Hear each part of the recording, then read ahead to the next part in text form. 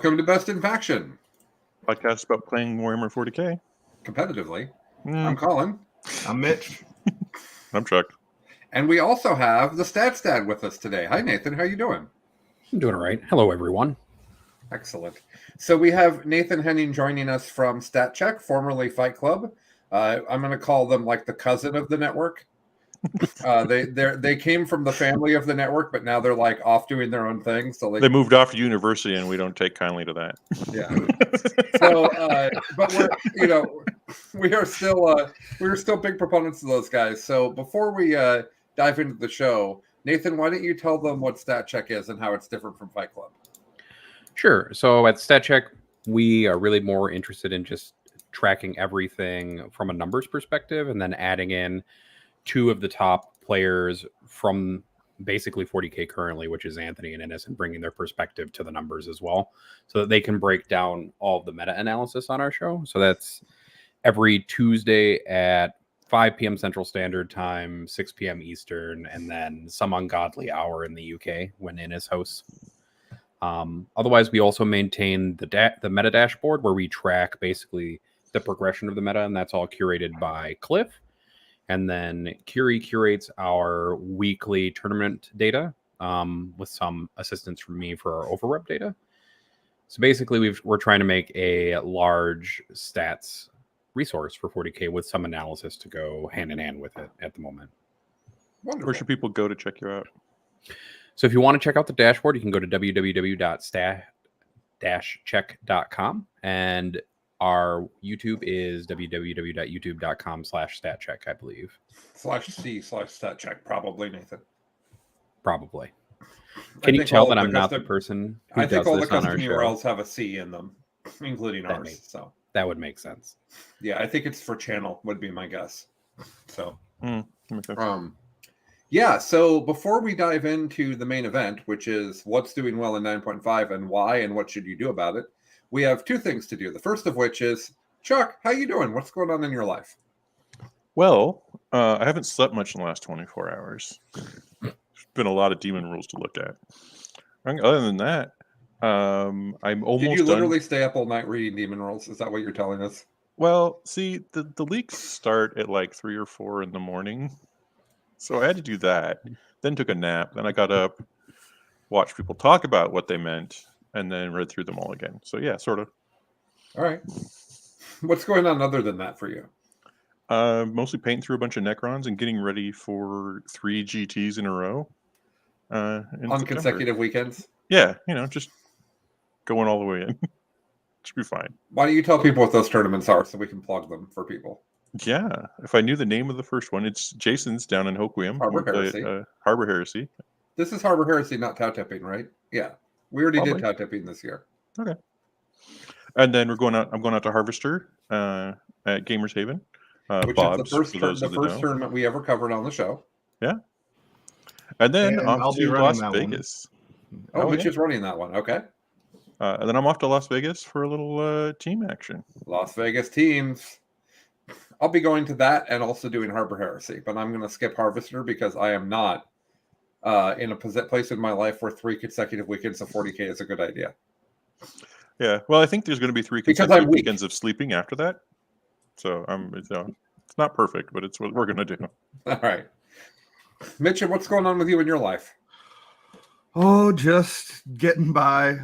No, just lots of personal stuff that's been taking up my time, and haven't had a lot of focus for 40k other than Tacticus, which has definitely been fun to play. That's the 40k Android and iPhone game that they have out now. It's a hex-based, turn-based combat game. So obviously, with BattleTech being my favorite universe, and I was like, oh, hello, hex-based combat, you say. The mechanics are great. That game definitely has all the problems with gacha games. Yes, it is. If you are vulnerable to the pressure of microtransactions, probably give it a pass. Give it a pass. Save your money.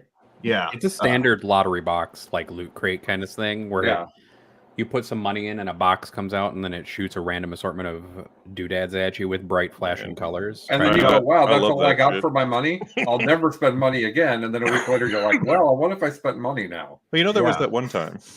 You have to view Yeah. the timers as the like, hey, this game is telling you it doesn't want you to play it anymore. Respect that and move Yeah. on.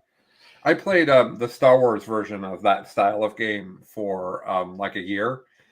And I had to basically tell myself, this is a game that I play when I wake up in the morning for a half an hour, and then in the evening for an hour. And that's all the playing of this game I do.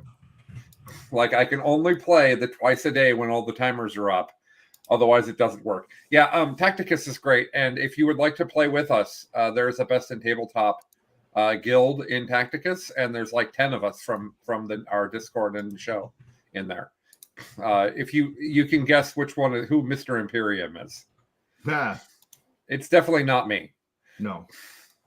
Yeah, anything else going on, Mitch? My wife and Mitch's girlfriend had dinner last night, so I actually have that's the only time I get personal life updates from Mitch. The rest, Mitch and I just talk about nerd stuff.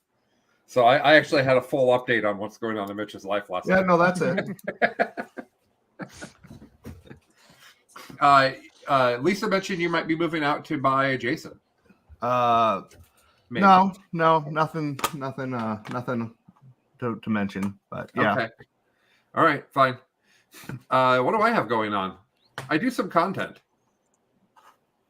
Yeah, I do some content. That's a lot of what I do. And then I play a lot of video games. You do a lot and of very I small parent a lot. content now. What's that? You do a lot of very small content. I do a lot of small content. So a lot of my life this last week was that 2 of my kids are playing tackle football, and both of them needed to go to and from practice at different times of the day. And so each day I have been leaving the house 4 times at very different times from each other to go get kids and take them back. And the whole time I'm doing it, I'm like, why do parents agree to this? This is dumb. Why is this a thing that parents do? I mean, I love my children, but this much? So anyways, that's what I've been doing this last week. We've been getting requests for short form content for longer than Best in Tabletop has been a network. And I kept trying to get a bunch of people organized to do it. And then I thought, well, what if I just did it with Chris, our producer? And so I made silly stuff first because in truth, I would rather make you laugh than inform you about 40K. It turns out I think I'm funny and my friends think I'm funny. And then many of the rest of you are like, yeah, he's okay. So me being funny is maybe not what everybody was looking for. The feedback we mostly got was the occasional funny is great, but could you talk about 40K and share your expertise? So disappointing, but we pivoted to that and we rebranded the thing the Daily Bit because it's a daily thing you get from Bit. And I thought I would just share that every Monday that content is what to watch out for from the network that week, which is I think very helpful because we do have a lot of different shows doing different things. And then this week, Tuesday through Friday, is going to be Better Human, Better Gamer. I'm gonna each of the contents this week we'll be talking about the episodes of the show we've done where we talk about how to be the best person you can and how that translates to winning at 40K. And I'm going to take each of the topics that we covered in that over the many months that we did it. And I'm going to do, 3 to 5 minutes on each one. So that should be hopefully something that people really, really want. Let's see. Fred Fortman says, yes, yesterday baseball was at 2, football at 2:45, and soccer at 4:30. The most important thing is to have a comfortable folding chair. Oh, you watch them practice? No. No, that's not what's up. I did go to my 11-year-old's first tackle football game yesterday, which was adorable. They basically all just run into a ball where the ball is because there's not a lot of passing game. It's just a lot of 11-year-olds in pads, like minions, into each other. It's great. Anywho, so we've been making short form content. You can find it on the YouTube. It's called The Daily Bit. You can subscribe to see those.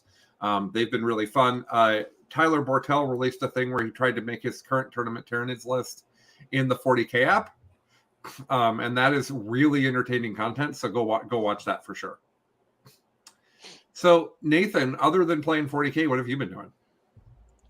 So I've transitioned from my graduate student role into a postdoc position. So I'm really busy with acclimating to my new postdoctoral position in a lab in Evanston, which is slightly outside of Chicago, where I do no longer 3D print organs. I do drug discovery stuff now, which is going to disappoint lots of people who are hoping that I would Sounds 3D way print them cooler than it organs. is.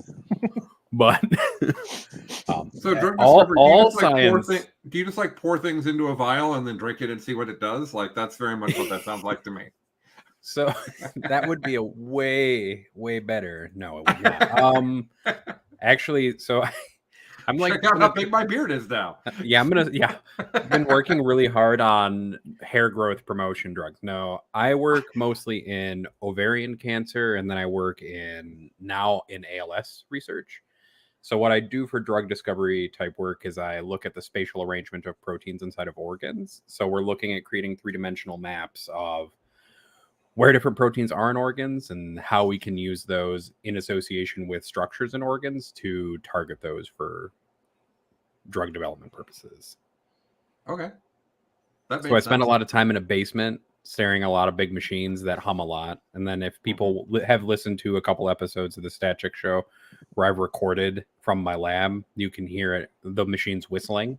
Somebody thought there was a bird trapped in my lab the first time they heard it, but it is in fact just an NMR whistling at me every 30 seconds.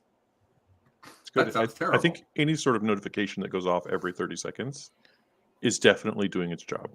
Yeah. No one ignores it's releasing like air pressure from liquid nitrogen. So it just does it regularly. Right. But there used to apparently be two of them, and they were off of each other, but they would gradually approach each other until they were aligned temporarily and then move away from each other again. And so an elliptical orbit, basically. Yeah. So the people who were in there before me were like, it was the worst because you'd be really happy for like 3 days when they were basically lined up with each other, and then it would just mess with your brain as they slowly got further apart. Gosh. So my first big person job, I worked for a software company that only had 4 employees, and the office that I was in was where all the servers were.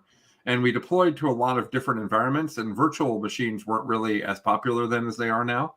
So I worked in the room with, I think it was 18 servers. And one of them was like one of those big HP ones. It's like half the size of a Ford Escort. And the room was not air conditioned enough. So in addition to the loud fan noise, it was like 85, 90 degrees a year round in the office. And they called my office Tahiti. I personally did not like being hot 100% of the time at work. That was not. I understand. So everywhere you go and everything you do, just be hot. Yeah, it's like, I love how knee pit sweat is part of my job. That's great. That's really what I'm looking for. Okay, for us, let's talk about opposite problem, by the way. So they set the temperature really low because of all the machines constantly venting heat. So my office is in the basement next to the machines. And so the temperature set is 55 degrees. So my office, because it doesn't have a bunch of machines in it, is 55 to 60 degrees all the time. So it's just slightly chilly. Okay. All the time. Chuck is all excited. That's where he wants to work. I have that in my house now, so I'm good. Okay. All right. Why don't we talk about 40K? Because that's what we're here to do. Oh yeah, sure. It's a pretty good game. Yeah, I mean, it's fun. It's at a good place. Our content yesterday on the Daily Bit was me telling people to go to tournaments. So clearly I'm happy about 40K right now. Before we talk about what's good, I would like to hear from Chuck about demons, because I don't know that much. And he's been looking at demons nonstop for the past while. So obviously we're not going to do a full codex review. That's not what we do on this show. So let's talk about your basic opinions. Do you want to do it by greater God? I'm going to do an overall, because I think the overall is actually more important than each individual god. Then I'll give us an idea of how each god uses that. All right, cool. First off, they have what I think is the best deep strike rules in the game. The ability to come in within 6 of some characters, the ability to come in within your leadership distance to you and have minus leadership auras, the ability to deep strike within 3 of you in your own deployment zone. Like, there's a lot of different ways that I can get close to you. What's that called? Well, first of all, I think somebody called me on Discord, which was very distracting. So Josh Bagwell just gave us our first super chat in the history of the network. So I have to interrupt. Whoa. Wait. I think we're supposed to say, thank you, Josh. Super chats are a great way to support the network. Yes, that's right. So anytime someone is going to give us money, we're going to interrupt what people are talking about and acknowledge them. Absolutely. Yeah. So what's better, 3 great unclean ones or 3 soul grinders in the new book reviews? Are those things both terrible in the book?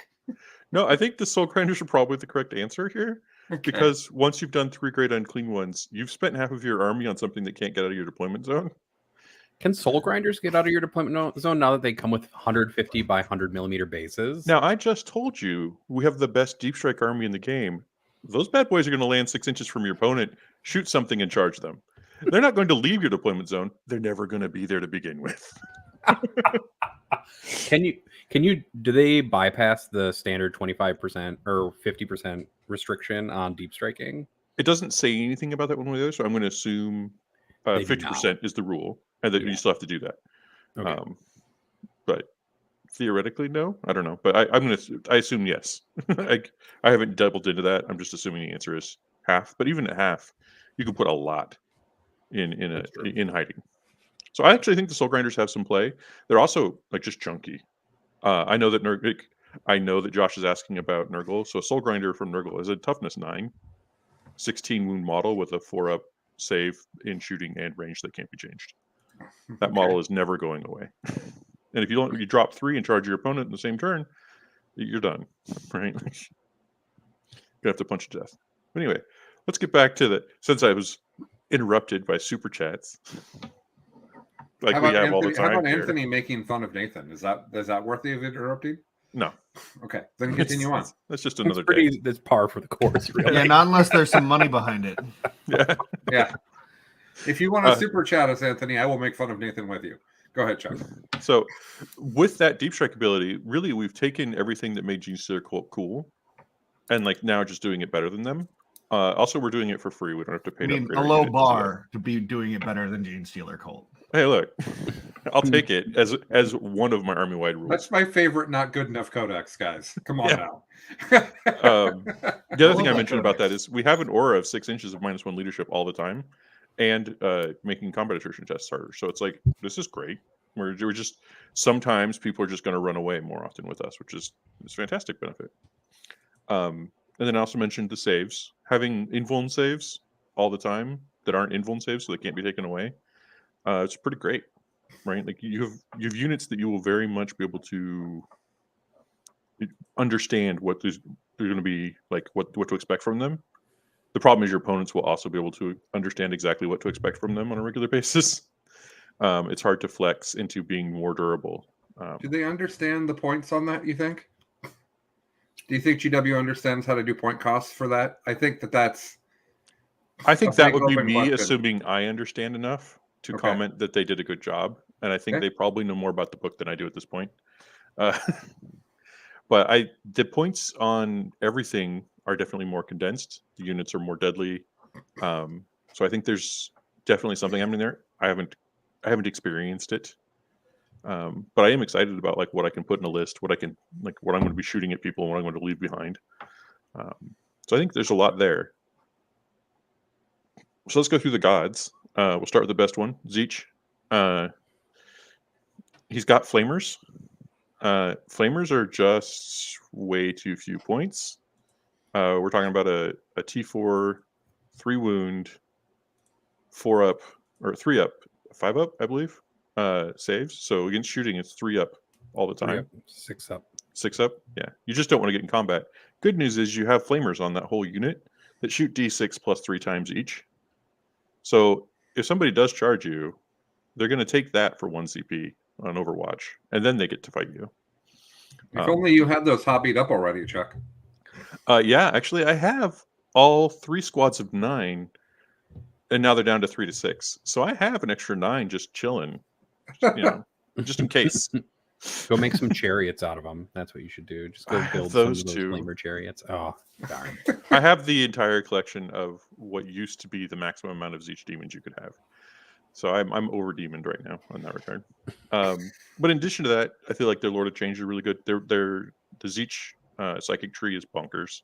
It has some of the most damaging powers in the game, which is nice. I'm glad we finally got ahead of Uller. That wasn't a thing we were good at before. Definitely not. I think in addition to that, that's the thing with Zeech is they all have this like 3-up versus shooting, but then like 5s and 6-ups versus close combat. So you're definitely playing a game of close range firefights where you're hoping to clear enough that your opponent won't get a significant charge back into you, because that could hurt quite a bit. But then you start mixing with other gods, and then those guys get in between you and them, and I think you're in great shape. Then we'll go to So Khorne. you don't have to play one god? No. Okay. Oh, thank you for bringing that up. The only place where you really want to think about playing one god is if you have a detachment that is all one god. You get access to more parts of the Warp Storm table, which I didn't talk about at all, and it's actually pretty important. Beginning of the turn, you roll some dice. You get about 4 points that you get to spend on different benefits at different points in the game. It's essentially you get a random number of command points and a different section of a whole different set of stratagems. But all those stratagems are basically army-wide. But as you get into specific gods, they're obviously specific to that god. So there's a lot of benefit to playing mono god.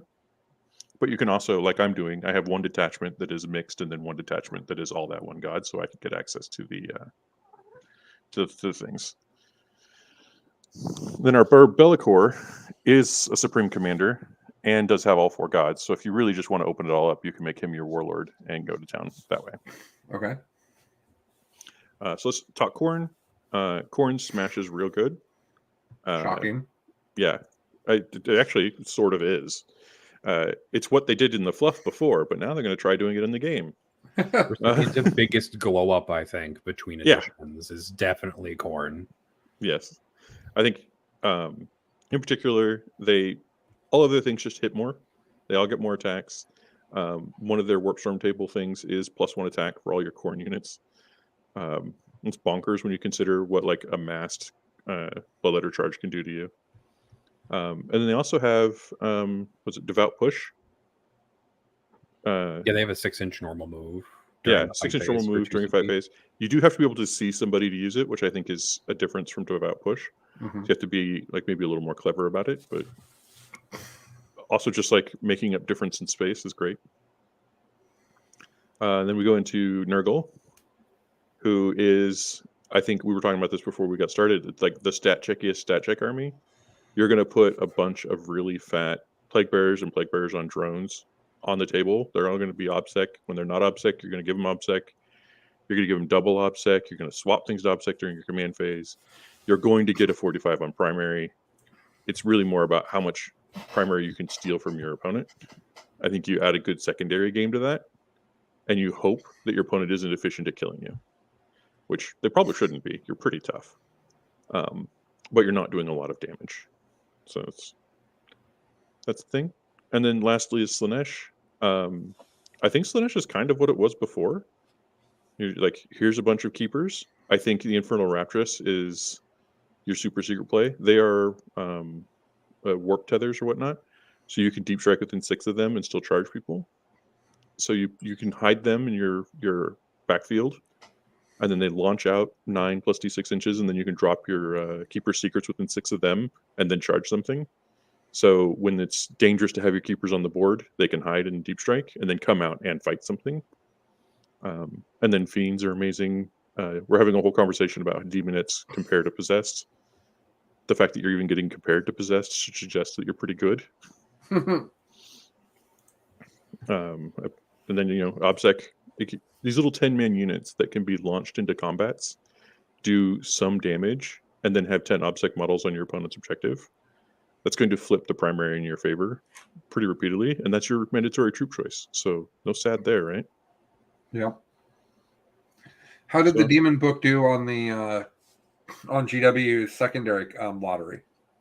It's the same as it was in Nephilim. So they have a really good battlefield supremacy where they have to just be in table quarters and have more units in table quarters than you, and then be at the center at the end of your turn to get points. So that's your 15. And they have like a better banners, but not like, in some situations. So you're like sometimes banners, sometimes that. And then they're good at psychic secondaries, obviously. So unless you're Khorne. And then you still have all of your choices of like assassinate, big game, and no prisoners. So I feel like you have a pretty good. You're not Necron sisters good, but you're fine, and you're an aggressive army trying to take the primary. So I think that's overall a good mission or good plan overall. Do you think they're going to get mixed with CSM at all? I've been trying to figure it out. They don't bring anything CSM needs. My opinion is CSM needs long range firepower. You can get 2 soul grinders into a CSM list. And at that point, you've spent almost as much as you would on 3 Helverins and a similar amount of CP. So just like make the better choice.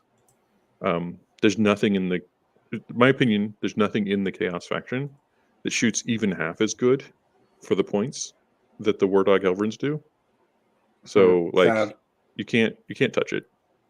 I have been shifting a couple into Thousand Suns, mostly to get access to the really good Zeech psychics to go with the other psychics, because they have another power that can target a character.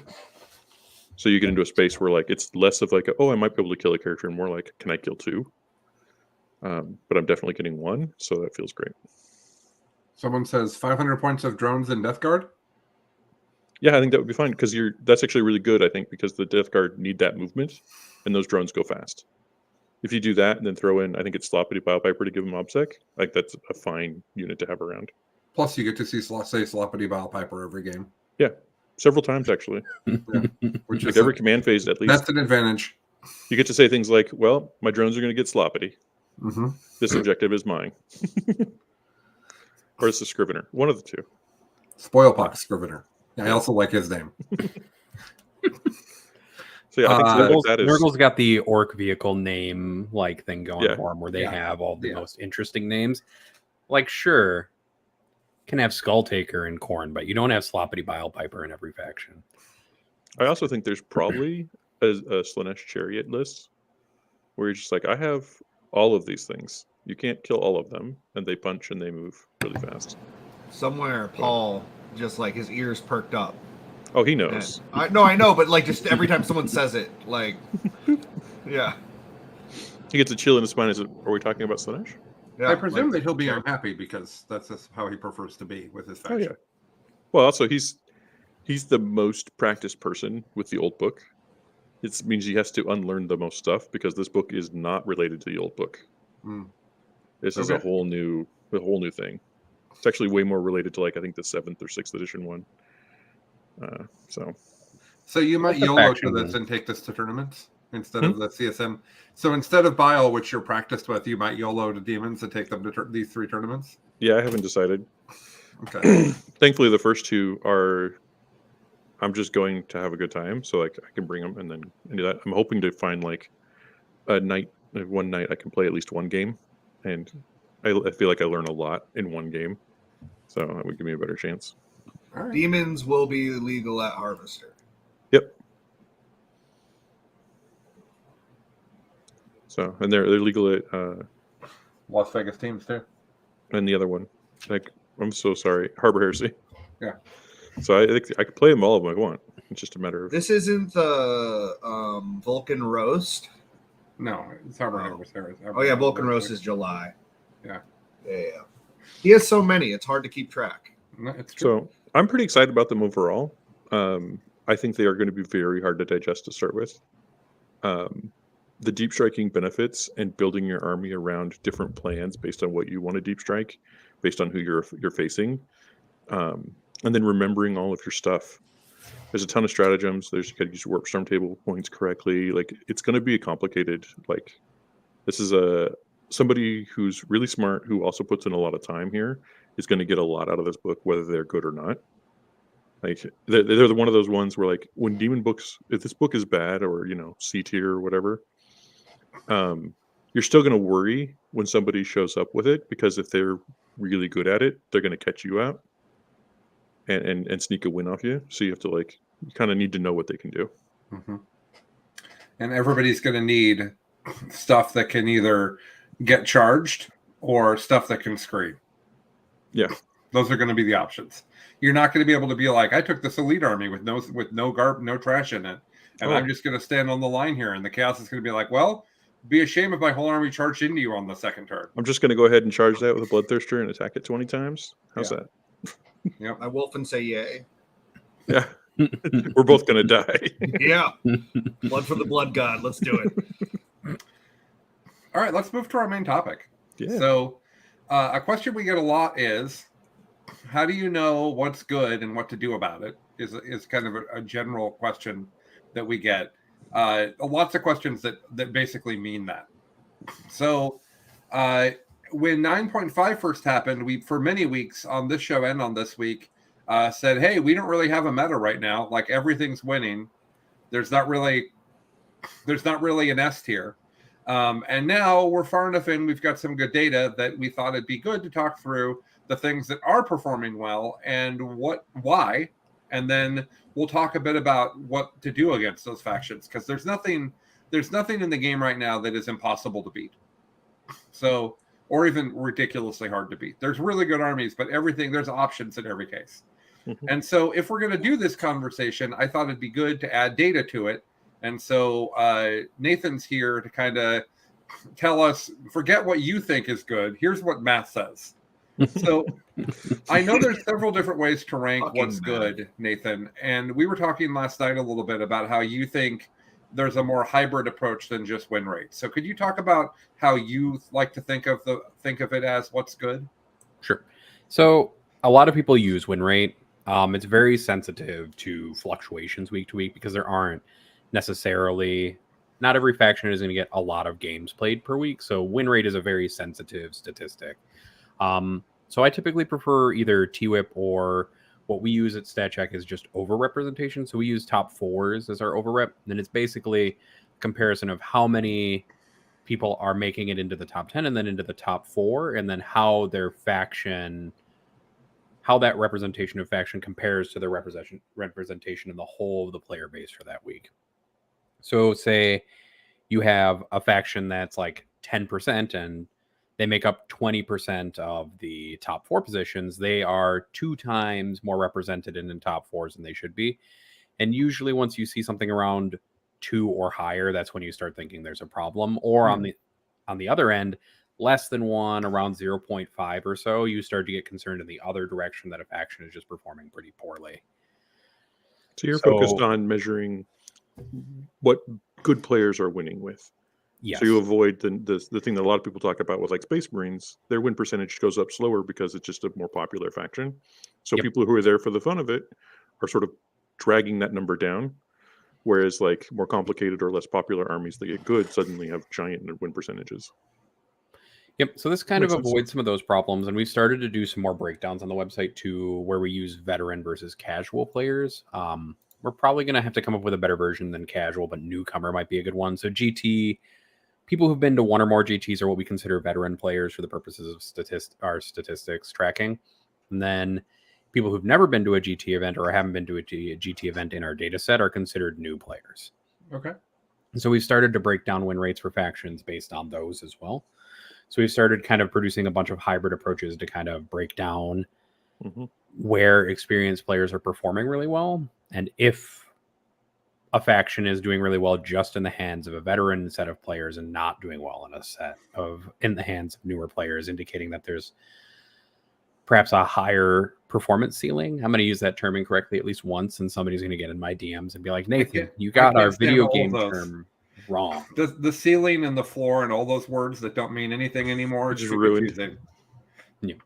So what Cliff has done, and he curates our meta dashboard, is he's started to create a bunch of tabs for different data representations and analyses so people can kind of look at a bunch of different things. So we created a quadrant of win rate of veteran by casual, which I think is kind of neat. And we can talk about a little bit later, and you can find all this at stat-check.com. But for the purposes of today's show, I wanted to talk a little bit about faction win rate trends first, because I think it produces the best visualization of it, and we're still working on how to visualize TWIP over time, or not TWIP, but over. Before you do that, Nathan, what is CRS score? Because I'm at StatCheck right now, and I clicked on faction ranking because that's what I want to do, and it says CRS score. So we've created and so we have a pure elo ranking system, and then we use faction performance to offset the elo, and what that ends up becoming the CRS score. So it's essentially a player's performance offset by how well the faction that they play primarily is doing.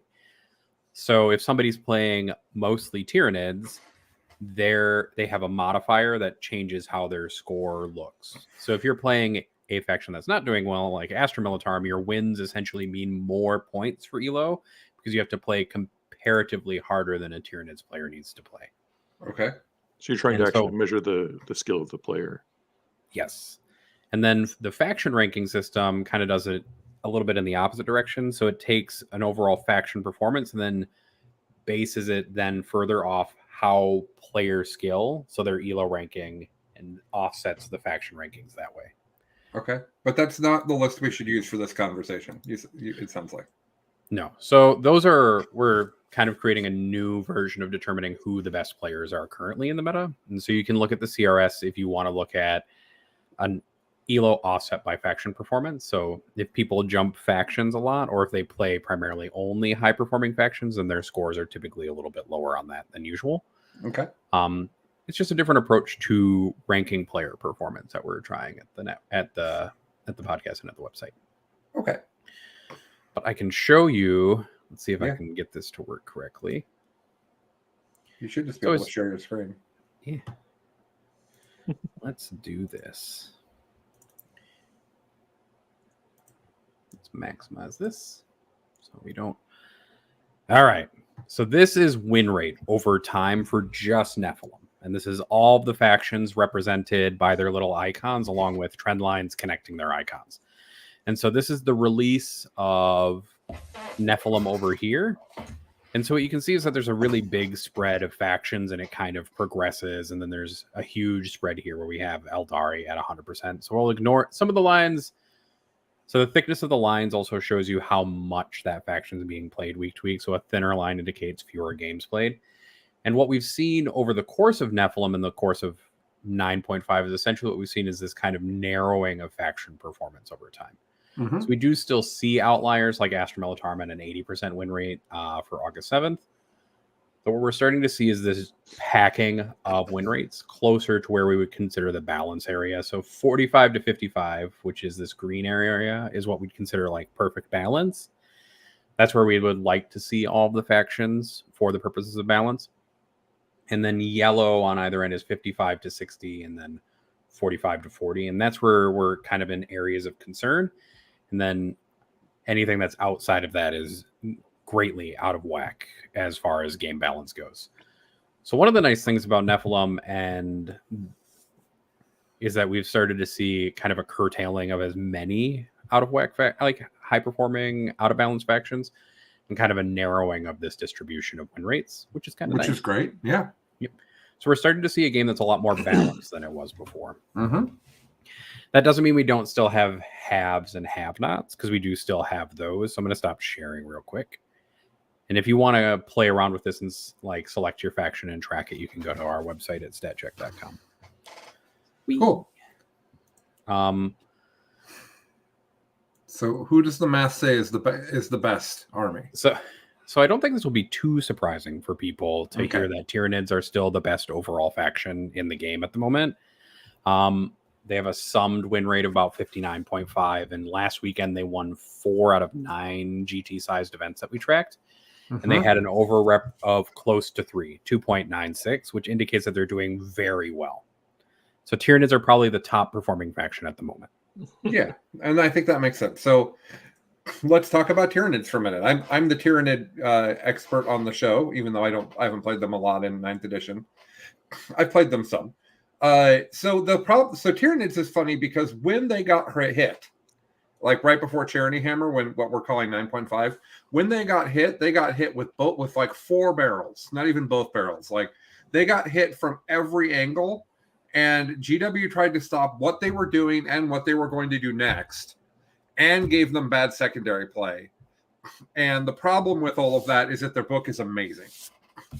So, yes, Their secondaries are not as good as everybody else's. Well, not everybody else's, but they're below. I would say they are average or below average secondaries. But secondary game is really what I mean. But the thing about Tyranids is Leviathan Warriors, real good. It like Raveners, real good. Harpies, real good. Flyrant with Reaper of Obliterax, real good. Like there are just Zonethropes, really good. Neurothrop, really good. Like there's just a bunch of stuff that is just has amazing data sheets and are, in the case of Tyranid Warriors and Raveners, undercosted, frankly. Still. And so a lot of like when we're doing our this week prep each week, when we're looking at who won, I've kind of started summarizing the Leviathan list because the Leviathan list is actually pretty steady out there.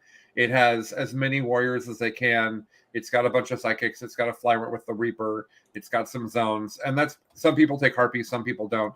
Like that's the thing that's winning for the most part. But I think what shows the real strength of that book is that we had a Behemoth list that did well last weekend. We had a Jormonger list that did well last weekend. Alex is still on Kraken. We have a friend locally who's done well with Kronos. So like I think when you know a book is too good is when you see high performance from many different kinds of lists from that book.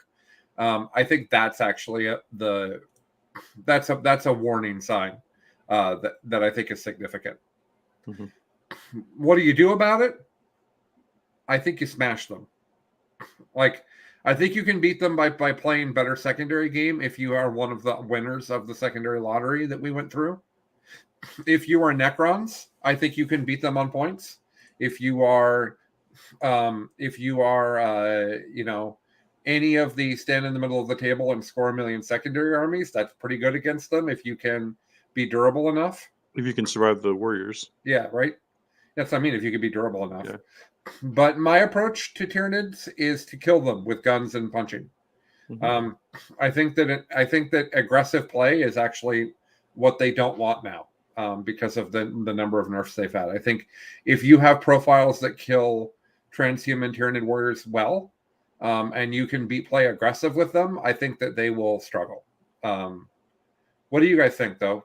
Chuck, you've played against Tyranids a lot in 9th edition. What are your thoughts? Yeah. So one of the things I try to make sure I have is a good source of damage for.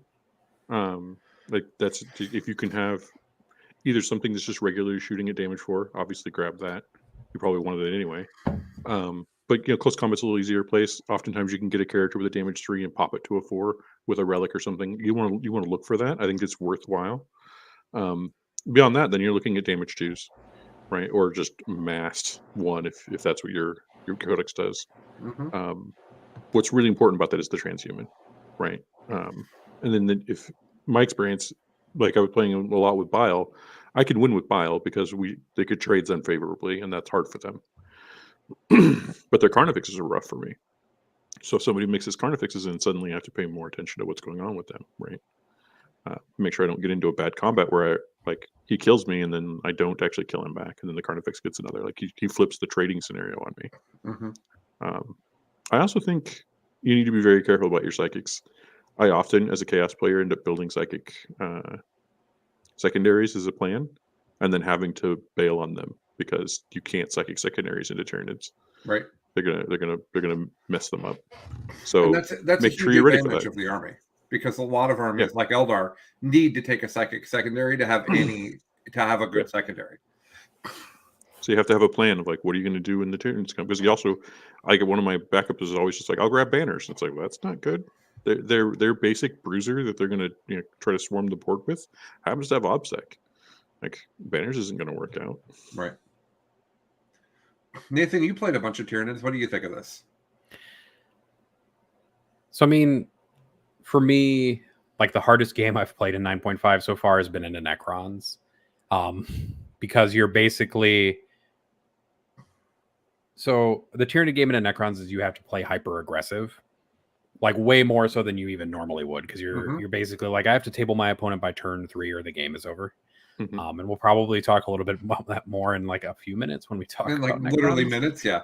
Yeah, but I think that is accurate to say that if you get into the face of a Tyrannid's army, and if you can get through, if you have decent AP and decent damage weapons, you'll just break apart Tyrannid warriors, even with transhuman. Yeah. Tyrannid warriors still only have a 4-up save. They have a 5-up invulnerable on the go turn. If somebody uses warp shielding on them, -1 damage is annoying, but if you put enough pressure on a Tyrannid's list, it will also break. Mm-hmm. Because you can only buff 1 9-man of warriors at a time. If you're playing multiple 9-mans of warriors, I've started moving into playing a more mortal wound heavy list over time. So, yeah, for sure. By the way, I jotted down what I think the S tier is, and I didn't look at data for it, so I'm correct so far. okay. I picked Tyrannids. Tyrannids is not my top for me, and I don't think Tyrannids is the best thing in the game. I understand that data is saying that it is. They've been consistently the So best. what you're saying, Colin, is that Tyranids have the lowest floor. I think the problem is that they have the widest walls. Yeah, I think that we need a new. Yeah, but that makes them handy accessible. Like They've got a really powerful shed out back. Is that what? Yeah, It's a whole different building. I think the They have a modifier to the. I think there's some modifiers to the win rate that are happening here. This is not. I'm not going to say things that I've done research on and the data supports. This is just my thought. I think how good Tyranids have been since Crusher has made a lot of people have Tyrannid armies that didn't before. And I think that that the people that are playing Leviathan in particular are very practiced at this point. So despite the fact that they got nerfed, they're still trashing people with a list that basically operates incredibly similar to the way that it did before. And so there's some momentum there. Yeah. I suspect we're about to talk about Necrons, but just to or Harlequins. The thing with Necrons is, if you, I think Necrons will build momentum over the next few weeks because Necrons are a level of good that's ridiculous, but that wasn't obvious to a lot of people immediately. And we didn't have a lot of Necron players already going to tournaments. Like, there's a difference between Tyranids are still good, and I already have this Tyrannid army I'm taking to the tournament. And, oh my God, Necrons are good now. I used to be a Necron player. Let me do some hobby. Like, those are two different things. So I think that my prediction is that Tyranids will not be if we had Nathan on in like 3 or 4 weeks, my prediction is that Tyranids won't be the top anymore. But they'll still be S tier because I still think that they're that good. That's just my thought on Tyranids versus the field. Yep. And the reason that they're at the top right now is primarily because of maintained performance rather than anything else at this point. So they've basically been around 55 to 60% win rate forever since the start of Nephilim. Yeah, exactly. And we're just tracking. Who's next? So the next faction is actually we're going by win rate because this is just the easiest way to sort this. And Harlequins will be next at a 57.6% maintained since the start of Nephilim. And if we go into overrep, we can see that the Harlequins are basically around a 2. So Harlequins are a relatively low representation faction since the heydays of when they had like a nearly 80% win rate. And they've dropped back down to still higher than they used to be at about 3%. I remember back in 8th when there were maybe 5 or 6 Harlequin players at that for most. And now Harlequins are making up about 3% of the meta on average. And they're sitting around a 2. They peaked at around a 3 recently in overrep. So they're still doing very well. So they're still getting into top 4 position. They're not closing as much as they used to. So they're not winning as many GTs, but they are still getting into winning position quite often. So that book is dead though, right? Like, oh yeah, totally dead. And that army died, I thought. They definitely 100% nerfed the right thing and definitely 100% didn't nerf the wrong sub-faction. Yeah, definitely poor Dark. So Harlequins are crazy. First of all, at the beginning of 9th edition, before the Eldar Codex was even out, Harlequins were great. And these rules are better than those rules. Just so we're level setting. This is better rules than they had when they were winning a lot at the very beginning. Harlequins have speed, and speed wins. And it's not a lot more complicated than that. They have a good they have one really, really strong secondary that they can take, Deadly Performance. And having one really good faction secondary is a big boon because it makes the secondary game significantly easier. The secondary game, picking secondaries at the beginning of the game is actually where I think the game is the most imbalanced right now. It's my biggest criticism of 40K at the moment, but that's a topic for another day. So you end up with Harlequins that have a slightly better secondary game than the field. They're way faster than the field, and there's a lot of armies, especially close combat armies, that can't play into a game where you're faster than they are. Sisters hate it. As an Eldar player, I will tell you, Sisters, as good as they are, hate playing against fast close combat armies that are faster than them. Eldar hate it as well. Harlequins are just the epitome of I'm annoyingly durable, I'm fast, I have great stratagems, and I have a pretty good secondary game between psychic secondaries and deadly performance. I don't play mono Harlequins anymore. I did some when they were at their height of their brokenness, when everybody was taking 9 of the gunboats. Void Weavers, is that right? Yep. Yeah. I just don't enjoy the play style as much as the other stuff I'm doing. But I think Harlequins are obviously one of the best armies in the game right now. The one other thing I wanted to mention is something we saw in 8th edition when Double Spear Ynnari was the most broken. There was a time where Double Spear Ynnari had like a 70% win rate, but most people didn't understand why they were good because the amount of people playing them was very small. Mm-hmm.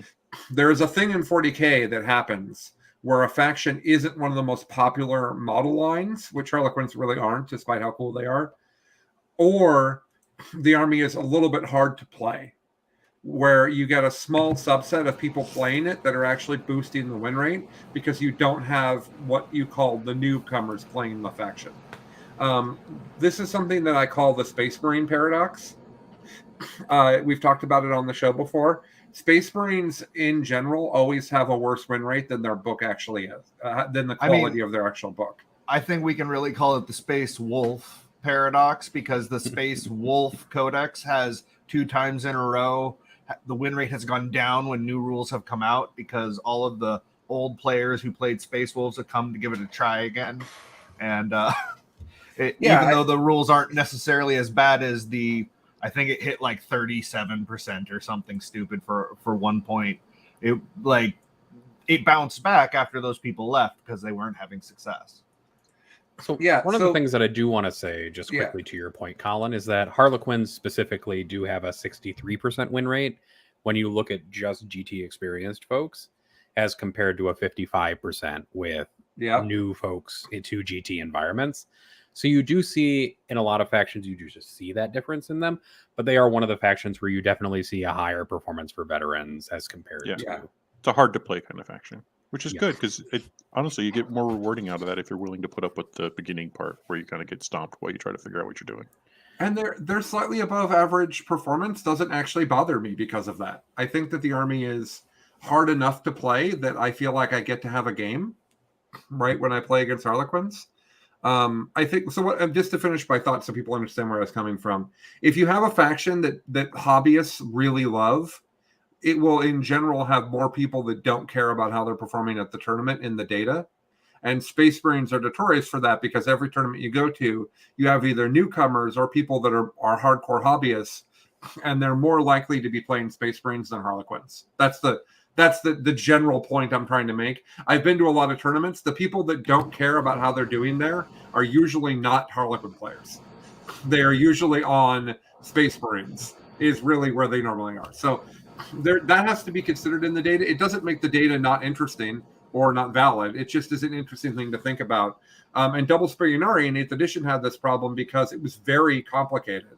And so you had an incredibly small number of people playing it. Nanavati, and Manny and Naden and not that I'm as good as any of those people, but myself, we had these people in pockets around the world winning with it like crazy, but there were large portions of the meta that didn't see it at all. So just that's the point I was trying to make. Any other thoughts about Harlequins, guys? I think it's telling. It's the same. They're like Tyranid warriors. Their muscle, they're guys that are going to go out and do damage, are also OBSEC.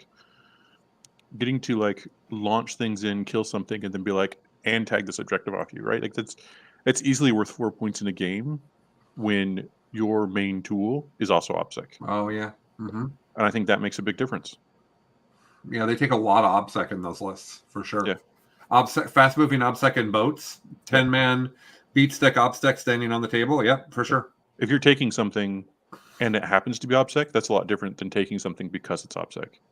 Right. True. And I think that really helps. Yeah. Okay. Mitch, Nathan, thoughts about Harlequins before we move on? No. Okay. I think Speaking of OBSEC, my greatest disappointment actually is just that Harlequins aren't as much of a melee faction as they used to be. Now it's more, if you look at some of the newer lists that have been coming out, back to kind of Soaring Spite at the end of 8th, where it's 8 people in boats shooting pistols out as they drive by. Yeah. So you just have I like that feeling though. I two think that's Neuros, cool. two Fusions shooting out the windows of the Starweaver as they go zipping on by. Yep. Mm-hmm. I mean, that just But- makes me want to give all of those boats ground effects. Like, The problem, my main criticism of that's actually I'm with Mitch. That would be super cool. Harlequins and troops getting coffee. Harlequins and boats getting coffee.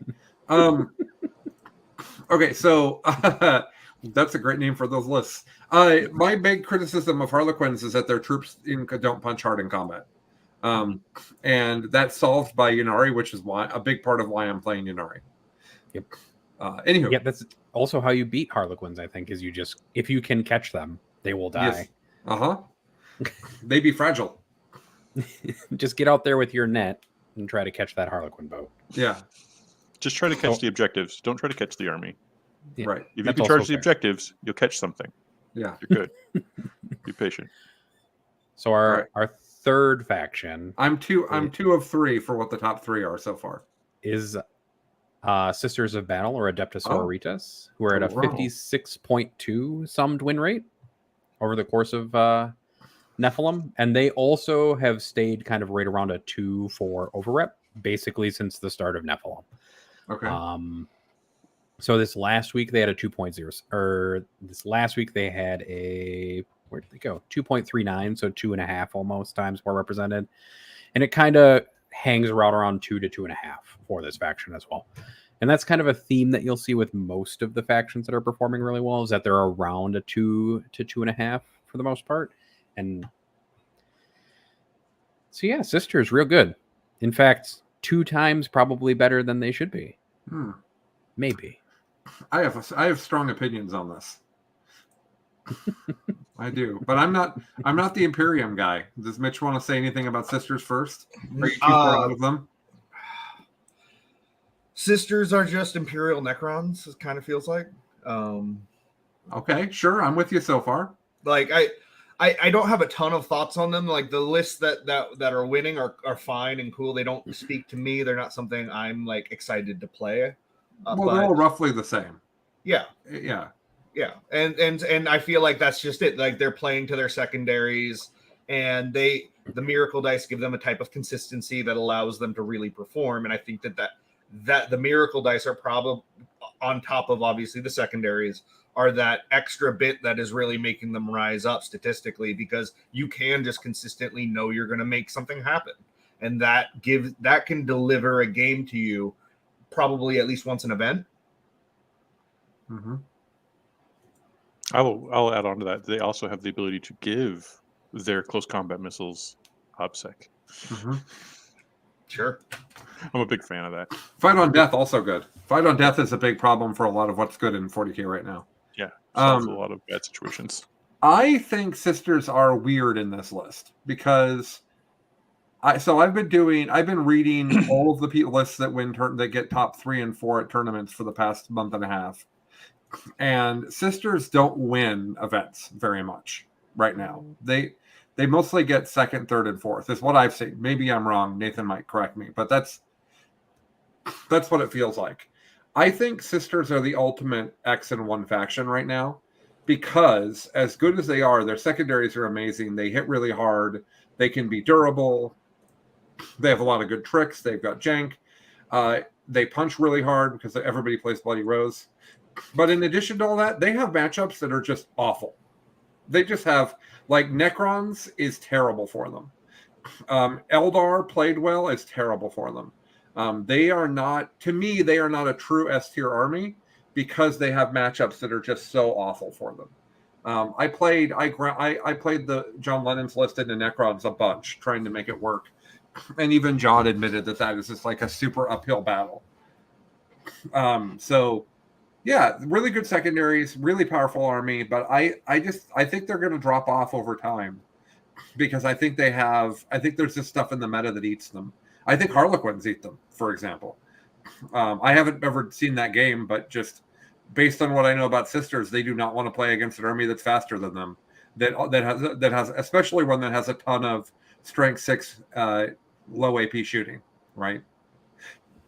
I mean, Sisters' Two bad damage shooting, matchups real right good. now. What's that, Nathan? Sisters' bad matchups right now are essentially Necrons, and Harlequins. Okay. If we That remove makes things sense. that are like fringe to 50, so Harlequins are about 43% win rate for the Sisters faction. Necrons is 38%. Ooh. Then they have about a 50-50 into Tyranids and into Craftworld Eldar. Okay. Yeah. They So have significantly big problems into double Catan. That's a big part of what we're saying. So I How will do you say deal with Sisters? I guess we said that. You go faster than them, and you Mortal kill Wounds them, do and it. you kill them back and push them off their defend the shrine objective. The couple of games I've played in one, I've just moved my entire army onto their shrine. They have to come there anyway. Like, you're going to take some hits, but like, just make sure you're getting your hits back in. Which is easier because I'm playing Bile, so like it's just natural. But that space is going to be full of Sisters. Fight it. Yeah, for sure. I want Sisters to be S tier. I just, having played them a bunch into their bad matchups, I just think that it's really rough for them. I think that if we're making an S tier and you say what the thing we defined S tier as before was you have a better than 50% chance into an equal skill level player on any mission or table. Now obviously bowling ball world changes everything, so we're presuming competent terrain in this. But I think that Necrons have that, and I presume we're talking about them next, but I guess Nathan will tell me here in a second. Oh, sure. We'll talk about it in a second. So there is one thing that I do want to say real quick, because there's a reason we don't use GT wins as a statistic. Yeah. Is because there's way too much that goes into it. Sure. From just like, there's also an incredibly small number of things on a week-to-week basis. Like, even your most aggressive week, GT wins is usually 10 to 12. Right. It's not enough At data. most 15. It's not enough data to really track. And you can be the best player in your meta too. Yeah, it's why I picked top 4 instead for GT tracking, is because it's a little bit more representative of maybe somebody hits one bad matchup or hits one bad mission. Because arguably I don't think there's any faction that has no bad missions or bad matchups at this point in the game. Sure. Even Tyranids have bad matchups. If you win 4 games, that last game is going to be somebody who's just as competent or more competent than you. Right? Yep. Like, I guess I was trying to say that I think Sisters are more susceptible to bad matchups than Necrons and Tyranids and Harlequins. That's all I was really trying to say. That's fair. So who's next? Our next faction by win rate is actually Drukhari. Oh, hilarious. This is shocking to me. I don't think Drukhari are an S tier faction. And we don't really need to talk about them, but by win rate, they're at 55.5. They are still placing reasonably well, but the player base has kind of fallen off. They just don't have the player base anymore. They're at about a 2 to 2.5% meta representation at this point. They do have really good weeks where they have a good meta rep, where they have around a 2 for over rep. But for the most part, they're hanging around a 1 to a 1.5. So they're not doing anything, blowing anybody out of the water anymore. So if you're still playing Necron or Drukhari, it's probably because you really know what you're doing. Yes. Yeah, I've flatly I don't think I've seen a Drukhari army in 5 tournaments. Like, not even seen them. Like, not necessarily not played them, but like just not even seen them there. They're still very smashy, and they have good secondaries. I heard the Prey is amazing. I think it got nerfed a little bit, but it's still good. And also, their characters are still the best punchy characters for the points in the game. So those are they all do have stories. By far the lowest number of players and games played of the 5 factions in the top 5. Okay. Well, now I kind of want to play some Drukhari just for fun. So maybe Yeah, I'll there were do that. some really interesting lists that were played in the WTC singles, and then also in the WTC for Drukhari. That are just kind of neat to look at. Seth Oster says he still has Drukhari PTSD. It's mostly my fault. I think Drezar is in his nightmares now. Drazar's living rent free in Seth's brain. Is that what you're saying? Yeah, that's what I'm really saying. That's Is the great. Master of Blades has free rent. Yeah. So I think he's got a lot of that. A lot of places he can stop in. we're at number 5 now. Do we finally get to talk about Necrons? We do finally get to talk about okay. Necrons. Jesus I know.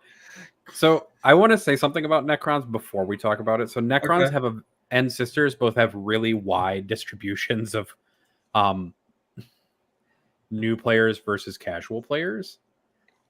So Necrons in particular have a 12% win percentage difference between casual players who are at 49% and veteran players who are at 61.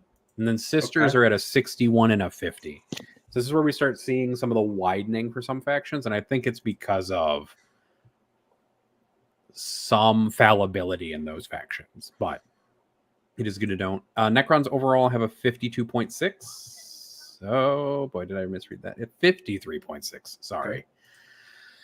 And they have done astoundingly well. So their meta representation has increased significantly. They Shocking. are, yeah, who'd have thought? They're up to net Tyranid levels and have surpassed Tyranids on multiple weekends as being the second most represented faction outside of the Space Marine Codex.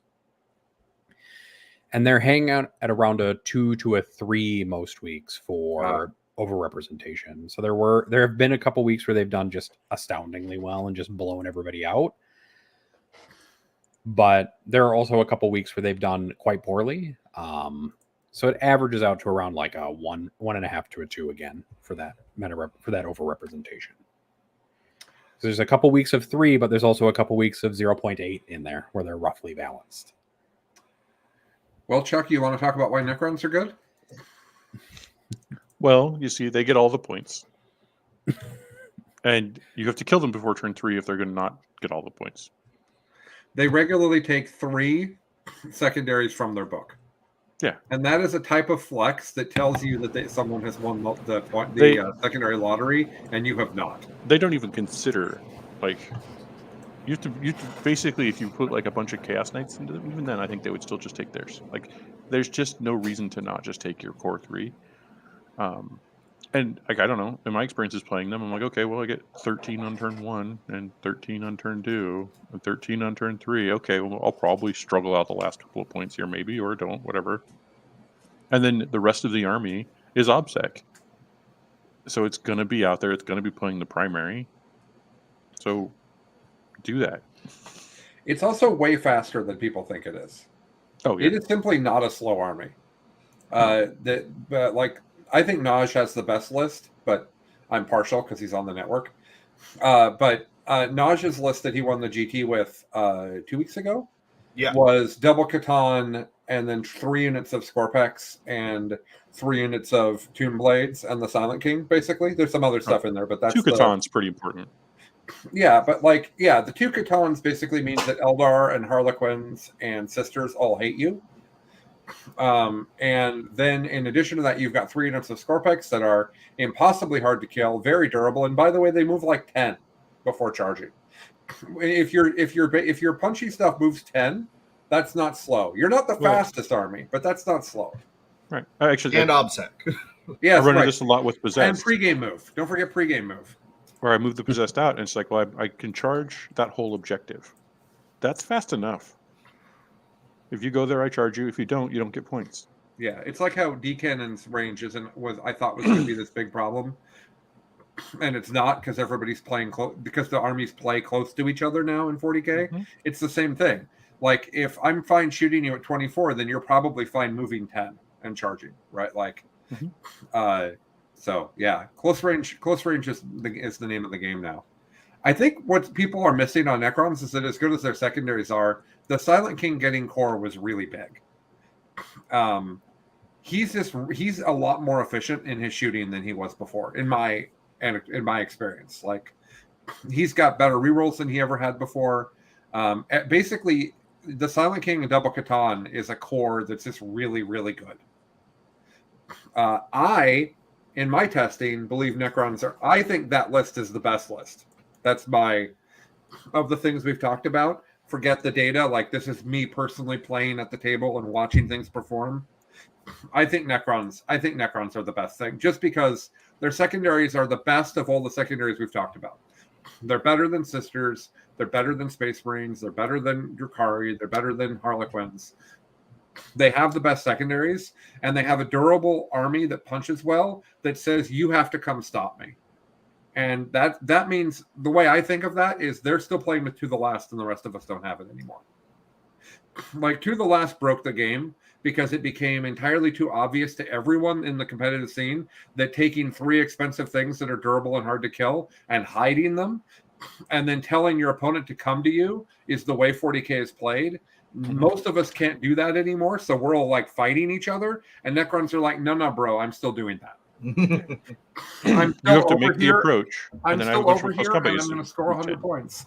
Liam Hackett scored, I think, 100 points in 4 of his rounds at WTC, and then 99 points in 2 of his rounds. He dropped 2 points, yeah. Yeah, something took some completely points off him. insane like that. He won the singles event at WTC with Necrons, and He then, really humiliated the top Naj scorer. by only dropping 2 instead of 3. That's really what we're getting at here. Yeah, he should feel bad about himself. But he won the singles event at WTC, which is hard. And then he scored the most points of anyone at WTC.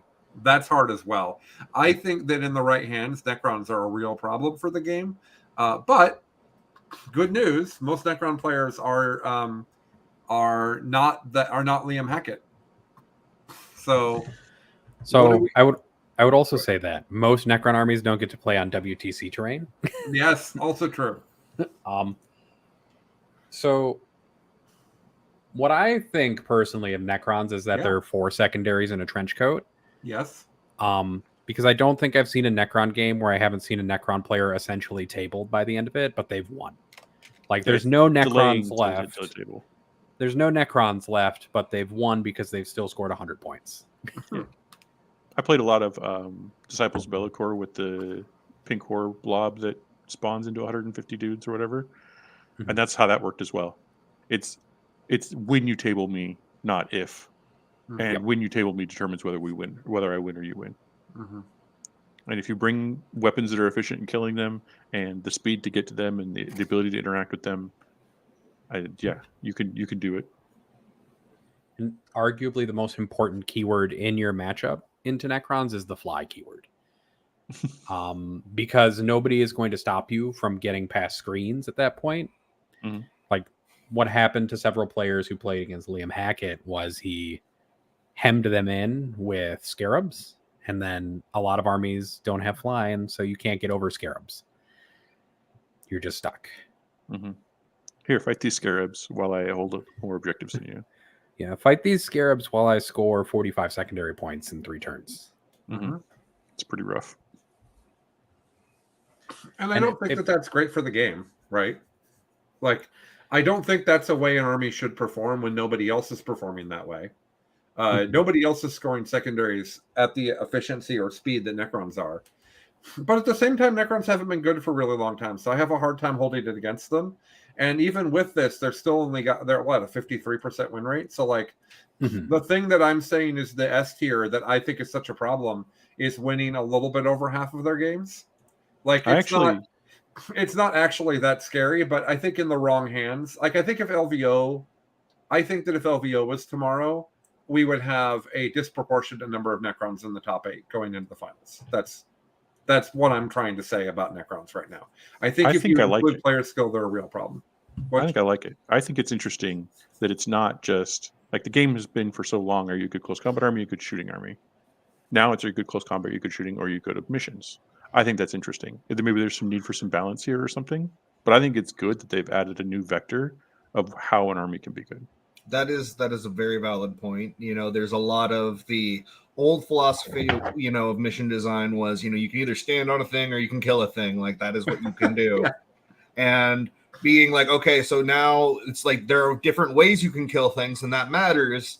and but there's also the mission side is can be a very key component that you're just running off of. A variety of ways of standing on things now. Yeah, I think that's a good idea. Is this the best execution, or maybe not? I don't know, but like I'm glad the idea is starting to be explored. I'm hoping for more of that. Yeah. It probably just needs a couple secondary tweaks. I agree with that. Maybe just get rid of one of the four. Maybe it should take you. Maybe you shouldn't just have better herd the prey, where you score 2 points for holding your deployment zone. I think in a game where most of the missions they put you in a table quarter to start with, that's probably a pretty good secondary. Yeah. Wow. It's like I will always score probably 10. Probably. So I think that's the top 5, right? We did 5. Mm-hmm. Okay.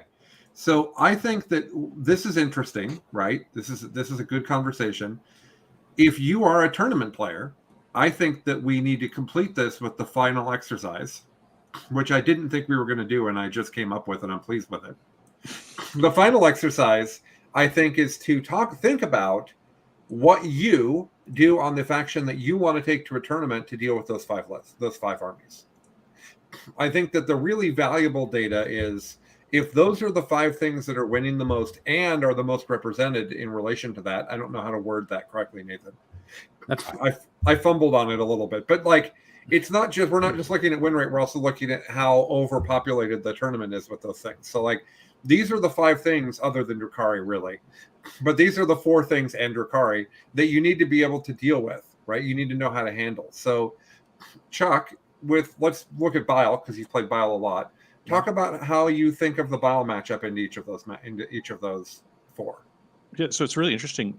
All of these put me on plan A, which is charge a clock, right? Like I am aggressively going to take portions of the table. I'm going to be threatening for 1 turn, and then I'm going to be up in your army in the next, right?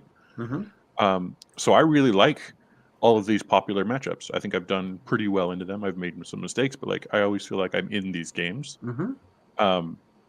What's really interesting about this is there's not a lot of shooting in any of these lists. Right. Like there's a Silent King and some Catan coming at you and then shooting some Meltas at you. But like with Bile, I'm like, here's 10 possessed. Like none of that is going to kill the 10 possessed, right? Well, You're going Harlequins to have a limit lot it. of shooting. But What's yeah. that? Harlequins have a lot of shooting. But yeah. Right. But they're not going to they're not picking up the kind of bodies that I'm putting on the table, so I'm still going to do combat. Yep. So they actually don't threaten my Bile list. I'm more worried about outlier matchups where people are like, I'm Chronos Tyranids, or I've got Imperial Knights, that kind of thing. So I'm really happy playing the path, right? Up into here. I feel like I've built something that fits into this space really well and performs well because I have all the pieces that we've talked about, right? I don't have OBSEC, but I will kill you. And if you charge into me with your OBSEC to OBSEC missile my point, I'm going to kill you back when you get here because I'm going to fight on death. So now your main trick isn't working, right? And so that extra points that they're used to getting, they're not getting anymore when they play against me. Oh, yeah. So I think that to me, I feel very good into that pile because I think I have the tools to press on the people who are doing the secondary game. Like I can push the Necrons and say, like, you might not get turn 3 if you don't, take some action. Yeah. And then Sisters is hilarious. Like they have enough close combat that that will do damage to me, but then they will die. Like a possessed easily picks up several Sisters on his own. So it's gross, and I can literally just push them all onto their objective, whatever one the shrine is, and call it good. Nathan, you've been playing NIDS. What do you think of you into these ST? If this is the top tier, what do you think? So I don't mind playing Harlequins or Sisters, actually, for the most part, especially as I've moved more towards a more mortal wound heavy list over time. So I've been playing far more like psychic mind bullet stuff as of late, and neither Sisters nor Harlequins like either of those things. Necrons are probably the matchup that I dread the most, primarily because it's just a race. And if anything goes wrong, so the most recent practice game that I had with Necrons as my opponent, I charged a Harpy on the last turn of the game into the Silent King who had 3 wounds left, and I had to kill him. with the Harpy in order to win the game. And I had 1 CP and I used it on the chitin stratagem and rolled a 6 and did 3 mortal wounds and he died. So And I very, was like- very like roll the dice, 2 wins. And I was like, That's like a kamikaze harpy flying directly into the Silent King is what that is. Do you find in that game that if the Necron player goes first and gets that round of scoring and move blocking before you go, that it has a pretty significant impact? it's real bad because I mean, I also don't play the most aggressive Tyranids list on Earth. Like I play kind of like a glacier just moving across the field with it. But into traditional like Tyranid warriors, even like if somebody gets out and gets on all the objectives and gets a screen in front of those Tyranid warriors, they have to fight through it because they're not jumping over it. So you're kind of stuck. And so you have to play. If you don't get first turn, you need to play even more aggressively. And basically, your turn 1 has to be your go turn because you need to push everything out. Yeah, but because you're going second, you have to focus on it if you can take some primary off of them, because you're going to get your old primary. Where it turns the other way if you go second. I feel less comfortable. I prefer to go first against Necrons, but it's interesting. I like to go second because I want to smash them, so they should get closer to me. That'd be great. You can reach them. They can come up and touch all the objectives on the far side of the objective on the first turn, and I can't know that I'm going to make it into them. Oh, fair. So Mitch is our TO extraordinaire and not playing as much Comp 40K. I don't want to ignore you though, Mitch. Do you have an army that you're thinking about, and have you thought about these matchups? Yeah, I've been designing a Space Wolves list with a couple 2 to 3 Helverns. Okay. It's basically so in the latest points update, for whatever reason, grav guns are free for Sky Claws. So you can take 3 of them, and you can take 3 of them in a 5. So they're blood claws with jump packs. Okay, sure. It's literally no one's watching the Sky Claws, so they just went over and went, "This is ours now," and ran off with it. Yeah. So, but you can get 3 grav guns in a 5-man squad for 90 points, and then you throw in a power fist for another 5, and so 95 points. They have a ton of attacks. They move 12. They hit on 3s. They can heroically intervene. They do all these different things. They're very cheap. So you take 3 of those squads. You take maximum number of Fenrisian and Cyber Wolves because they're, again, incredibly cheap units that can my entire strategy for all of these armies is, okay, if you need the first 3 if you win by turn 3, I need to win by turn 3. And Space Wolves have an access to secondaries that are so just, hey, if I'm charging you and I'm killing you, I'm doing my job. And so it's all based around having enough units and waves to just keep doing that to you for 3 or 4 turns, and then I'll have nothing left, but I'll have 90 plus points. Yeah. So, I recently tied a game with a Space Wolves player, and I think that if he had been a little less aggressive, he would have won it. But he literally ran out of things that could engage with me. Yep, that's the whole strategy, is to have enough. So yes, and then you have the Helverns to create pressure so that your opponent can't just run away from you, and to take down anything that's big. And then that list has 3 squads of 6-man Wolfen squads, 3 hammers, 3 claws. It gives you that right mix of durability and volume, and it's really interesting what you can do now. Guys like Ragnar Blackmane is now a really interesting proposition, like since Armor of Contempt, because you're like, oh, I can just be AP 5 and I'm going to do 16 wounds. All of a sudden a Terminator unit is like, oh, well, that's actually a problem for me. I don't like that. And it's just 110 point dude doing it. And he gets to do it first every time. So yeah, there's stuff like that that's interesting. Another example is Arjak Rockfist. He has a 3-up invul and Armor of Contempt, so that's in Terminator armor, so that's pretty funny. And -1 damage, so he just kind of laughs at everything and is like, I'm just going to be a pain in your ass and throw my hammer at you. One of the things I like into that is Space Wolves are very good at landing their blows. So when you get into things like Tyranid Warriors, where you can't really have much of an impact on how much you wound because they are going to be transhuman. It's nice to know that you're bringing as many attacks to what's going to be a big old 4-up party as possible to try to push it in your favor. Well, and if you are going to try and improve that, you're using like lightning claws, right? Yeah, there's Stuff also like that. lightning claws. Yeah, and the other thing that's really interesting now is the armor of contempt on the dreadnoughts. You have a lot of dreadnought options now that those claws can be AP3, flat 3 damage, rerolling to wound, strength like I think it's like 10 or something silly. Those all of a sudden you're like, oh, well, that just picks up Terminators, and it can still have a gun and still function, and it has armor of contempt. There's some interesting dreadnought lists that are also they're not optimal, but man, you're gonna have a great time. Yeah.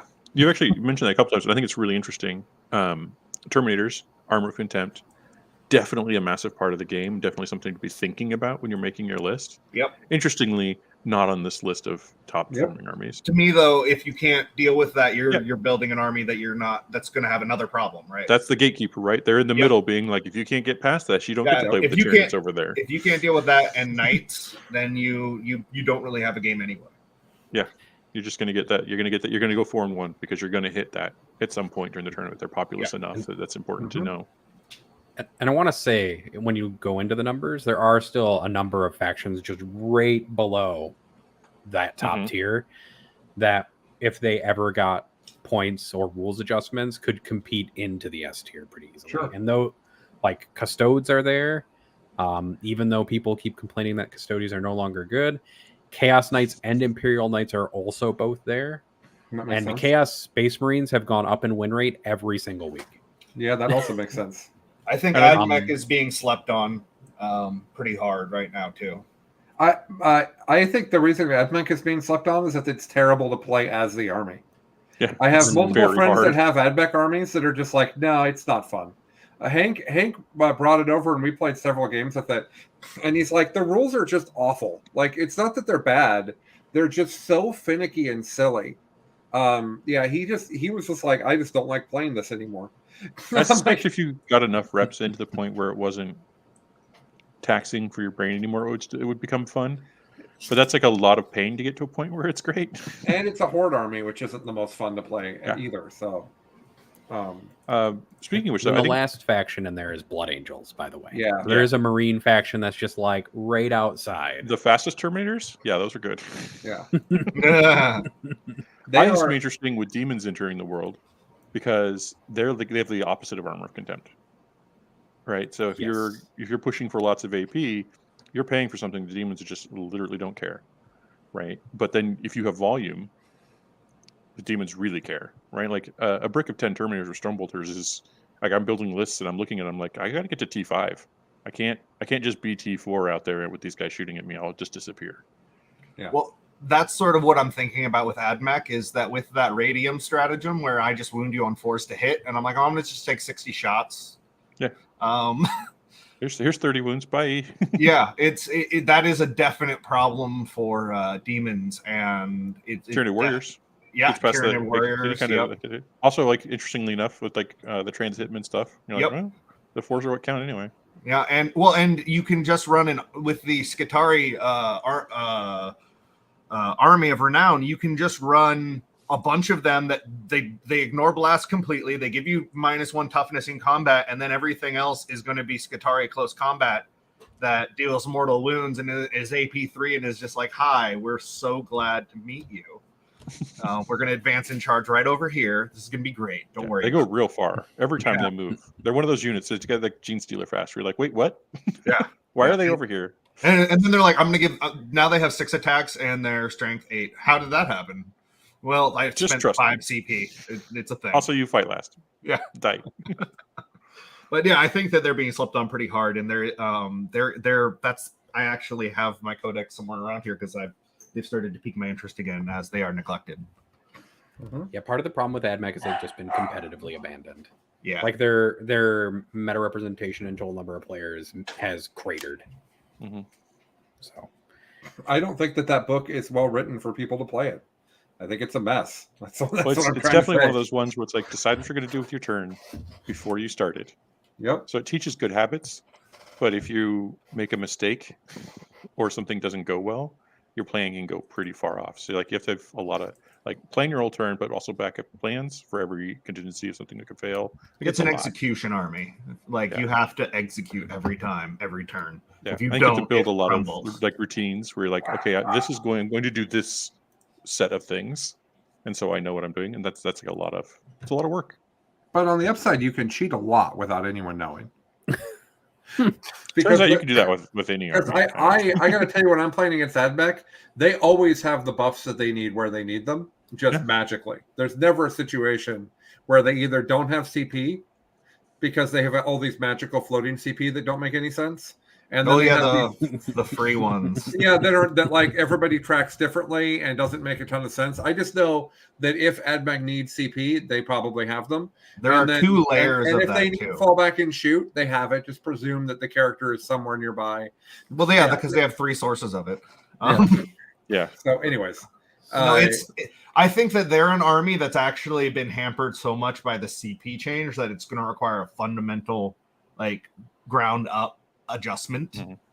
Because they were so CP heavy and relic heavy and warlord trait heavy, where you could just load up and you did have your buffs wherever you wanted because you had 2 sources of everything almost, which is what I liked about it was the redundancy. But that's definitely going to have to change. I think they're going to become much more of a rapier. Like, hey, I've got all of these abilities that can cut right through you as long as I strike perfectly. If I don't, I'm probably going to shatter. Yeah. So before we wrap up, Nathan, what's the worst 3 armies on your list? So I'm Hold going to on. show you an image. I'm gonna Actually, I'll share guess my screen, one of them. and I'm going to see if you can find them. This is my favorite. This is my favorite image so far that I've found. So can you find the 2 worst performing factions on this list? Where are the Imperial Fists? Show them to me. Where are those fists? Oh, look at this. Oh, look oh, at oh, them. it's They all aren't fist. even. They're not even on Look. the screen. They're fists. The Bro, fists. we got this. Yeah, Imperial Fists and Crimson Fists are by far like the worst 2 sub factions. Imperial Fists are at like a 20, and Crimson Fists are also at a 20. If we jump up to non-Space Marines, Plus the true believers that those even exist. Yeah, it really is. I want to tell you that those armies are gorgeous. I was going to say they're going to be immaculate. Those Imperial Fist and Crimson Fist armies that are still performing, they are amazing looking. Everyone's named. Like that's a good army. the real lowest army. performing faction though that has like not a Space Marine or power armor, not a Space Marine associated with, is Astra Militarum still. They're suffering from just not having a book. Mechanicus are still getting some high performances lately. Yeah, so there's a funny thing that happens in overrep sometimes if a faction has almost no meta representation but does like okay. And 1 week Astra Militarum had a 10.4 for meta rep because they had like 1 top 4, but they had like a 0.4% meta representation. So it's really how good did that one guy do? Yeah, that one guy did real great. And so He represented got a 10. himself really well. He did. He did 10 times better He than did not did represent do. Imperial Guard well. Not accurately, at least. God, just bring me the book. I'm ready. Mitch, are you ready? I'm ready. Yep. Mitch isn't ready. I'm ready for Votan actually more than for Guard even, and I've been painting Guard. Land train. Give me a land train. It's true. I just want like some berserkers and some weird guns with silly names like that high las cannon. That just amuses a part of me so deeply. I want to hand paint Oh Hi Mark on them. Oh hi Mark.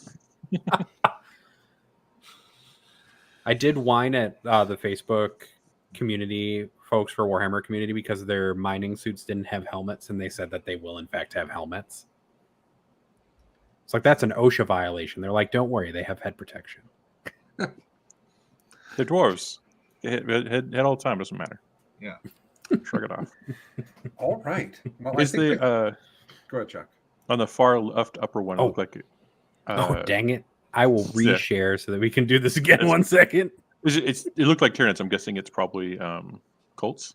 It's forces on the way far left. Forces. Hand Yeah, side. it's like they don't have the highest enough... win percentage with the lowest representation. I'm just Yeah, curious. That, like, what that's is again. this? That's what we call That's the McDougal Alex right there. McDougal. Yeah. Yeah. So there's a couple factions on there that are grayed out, whose meta participation is so low that they're just not statistically relevant. Right. And forces is one of them. They have Which is like 2 or 3 still funny. players. But it is. How do you take the Tyranids book and give it better secondary play? Give it another Like, it's- book. Yeah, get the book that's good at mission play. Yeah. That's what I would Ditch do. your If, book if secondaries you 'cause said they're we're awful. going to WTC and you have to be and you've got the Tyranids and GSA, I would absolutely play forces together if it were me. Like Yeah. that's what McDougal's doing. There is TOs do rule it weird because there's weird wording on it, but whatever. We can talk about that another day. Fucking All right, so that's it. We went through the thing. Thank you, Nathan from StatCheck, for joining us, and thank you always to Chuck and Mitch. Believe it or not, guys, this is the completion of 112 of these. It's so many. Yeah. I don't know when the next significant number is. Like, I don't know if we celebrate primes or I It's don't. 113. Yeah. I mean, it probably. Obviously 169. Oh yeah. Yeah, I mean, definitely that. 420. 187. I would say the next time we Wow. cover Storm, since that's the first event we covered, I think that's the real anniversary. And then that's the last episode, and it's called When We Went Out with a Storm. Is that? Swept out in a storm. Yeah. Ooh, wait and say we got harvested. Oh yeah, there you go. No, we're not ending the show. I'm just joking. So, all right, everybody. Hey, you guys know where to like and subscribe us. Again, we do have a merch store now, bestedtabletop.com/store. You can also find additional content on our YouTube. Our YouTube now has subscriptions for both YouTube and Discord. So if you want to do both, there's a discounted rate that allows you to do both there on the YouTube page. So you can check that out if you'd like to support us. I will tell you that we are doing all of our effort to get as much content out as we can that's of quality because we want to grow this thing, and in order to do that, we need you guys to subscribe. So we're going to be doing a lot of effort to make sure that you guys are properly encouraged to support us. Is what's happening right now. We'll be back I don't know when we'll be back because Chuck's going to go to nonstop tournaments for the next month. So I don't know when we're going to record again. Well, and week after next is Harvester. 3 weeks. One more weeks. weekend, and then Harbor Heresy, and then Harvester, and then Las Vegas teams. Got it. Which we will be at Las Vegas teams, and our team is Michael Timpey, Jesse Sell, Chuck, Alex McDougal, and myself. Seems pretty good.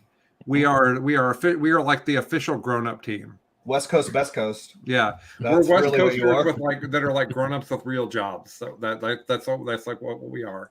Old people, most Dad coast. Yeah, we'll be up at 7 in the morning every day. Yeah, Ready to go. we are gonna be so responsible about going to bed at the tournament. You need some dad jokes for each table during each match. You just need a dad joke or two just ready to go for you. Well, guys we'll be need to- there, so yeah, we'll get it. Have you met me, Nathan? Like I don't. You guys all need to have fanny packs, but don't wear them across your chest like what's hip now. Wear them like fanny packs. Yeah, what is yeah. that? It's like the bandolier. Like they've got their ammo ready. Like that's weird. Yeah. Well, it's just, I mean, either way, you guys wear them the other way and get the big dad tactical ones with like the webbing on the outside and a water bottle and a I first do aid believe that kit. the more pockets Cargo your clothing shorts. have, the better you are doing. Cargo shorts. Of course, cargo shorts. That was implied. I feel I'm going like. to cargo shorts. I got to figure something to put in all the pants so that they like bulk out on the sides. Just models stuff or I'm dice. carrying with me. Snacks. Yeah. Oh, I like that. That's a good idea. Our buddy want a Josh warm gummy Bagwell bear? has started wearing a leather pouch on his I belt. warp them up with my body. Is not where you want your gummy bears. I was just quoting the end of Ferris Bueller. Just Okay, the I'm worst, gonna a be more- I'm half gonna be more melted wholesome. Cliff Bar. I'm going to be more wholesome than that. Josh Bagwell's got a leather pouch that he wears on his belt that's got his like dice and his tape measure in it, and I always feel like it's got strong like fantasy adventurer vibes. Like he's going to throw out magic dust and throw it at me like pocket sand. Like I always think that's what's about. Well, I've to got happen. the Carhartt shorts I've worn to tournaments forever have the little snap on like area for like, and I can put all my templates and my tape measure, my little quick reference rules. It's the best. Like you got to be practical, guys. Don't forget your cart. What's the food that Napoleon Dynamite pushes into his pocket for later? Oh, it's Mexi fries. What are those things called? Oh yeah. Yeah. Those Anyway, are good. hash Don't worry browns. about it. No, that's not hash browns. What are they called? What are the things called? Jesus. Tater tots? Tater tots. Thank you. I just love that he's taking tater tots with like no wrap, no like packaging of any kind, and just shoving them into his The pocket. pocket to eat is later. the packaging. That Yeah. pocket That's why will it's be so greasy important to forever. de-lint before you go out, so that the food you put in is not gross. So that you don't have linty tater tots from your pocket. Yeah. Well, Okay. that only happens with the first set of tater tots you put in there. Then it's nice. You don't worry about it. The pro move is to actually put a plastic baggie in the pocket and have it lined already. So Like saran wrap your pocket so that it's ready to. So it's easy clean a pocket. pocket shield, you know. When we're at Colin, tournaments and in I've got my hoodie on and I'm eating lunch, I notice sometimes in the next game when I put my hands in my pockets of my sweatshirt that there's crumbs that have trailed down me and That's gone where into we're my in the pockets. podcast, guys. That we've hit That's rock why. bottom. That's why Talking you about need pockets. a pocket protector. I have a little pocket vacuum. I don't know about you guys. Just stick it So right if you in guys there. ask me how I'm People doing get at the really tournament- weirded out when there's like this coming from my pockets, but I just let them know I'm just cleaning out the debris from my lunch. Woo, that idea sucks. It can also blow. If you guys come up to me and ask me how I'm doing at a tournament and I say crummy, I'm literally just talking about the food in my pockets. All right. So with that, we're going to stop for the week. Thank you, everybody, for joining us. We'll be back soon. Thanks for supporting the network and the show. We love y'all. I Bye now. understand if after this last week Bye. you don't, though. Yeah, it's reasonable. Bye, everybody. Bye. Bye.